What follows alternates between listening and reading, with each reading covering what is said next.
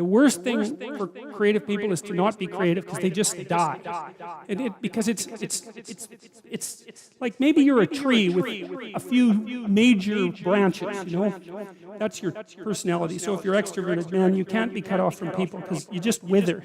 And if you're agreeable, you have to be in an intimate relationship or you die, you know? And if you're conscientious, man, and you're unemployed, you're just going to eat yourself up because you have to have a duty and you have to carry a load because you just can't stand it otherwise. And open people have to be creative. They have to be because otherwise they die. They don't have any vitality. And so they're cursed with the necessity of putting a foot out into the unknown and making sense of it. And then they're also cursed with the necessity of trying to make a living while they're doing that, which they can't because you can't. It's almost impossible to monetize creative action, as many of you who are creative will no doubt find out.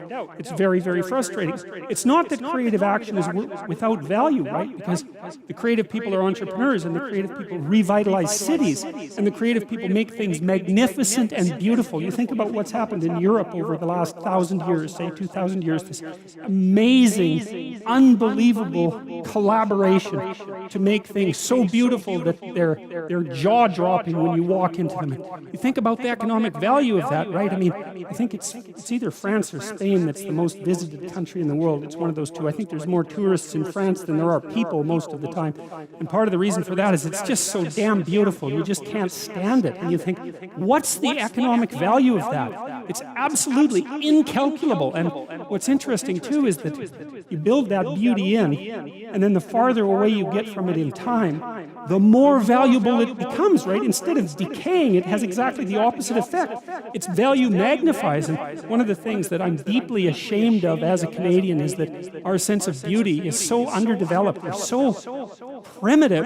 It's not even primitive, that's the wrong word, because, you know, I don't know what it is.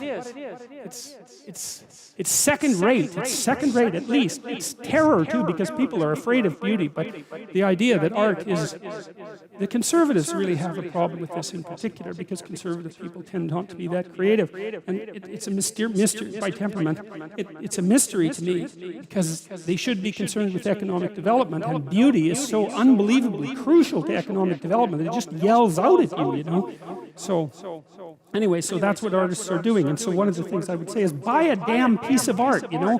Find one that really speaks to you and buy a piece of art because you invite that into your life. And it's a look out if you do it. If it's a real piece of art, because you'll also get a little introduction to the artist, and then that'll seep into your life. And that'll change things like mad. But it's unbelievably worth it because it opens your eyes to the domain of the transcendent. That's the right way of thinking about it. A real piece of art is a window into the transcendent. That's what it is. And you need that in your life because you're finite and limited and bounded, right, by your ignorance and your lack of knowing. And unless you can make a connection to the transcendent, then you don't have the strength to prevail.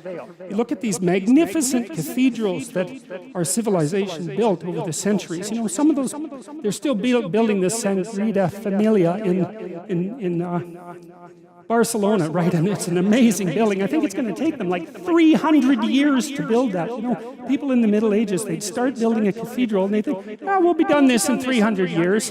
You know, imagine the vision that it took to invest in something like that. We look at quarterly reports. We can't think 300 years into the future to build something of that kind of remarkable, what? Those cathedrals are so, they're perfect, they're trees first, right? They're a forest, right? The Gothic cathedrals. They're a forest, and the sun is shining through the branches. That's the stained glass, and the perfect balance of light and structure, because they're representing something about the proper structure of being, which is something like the proper balance between light and structure.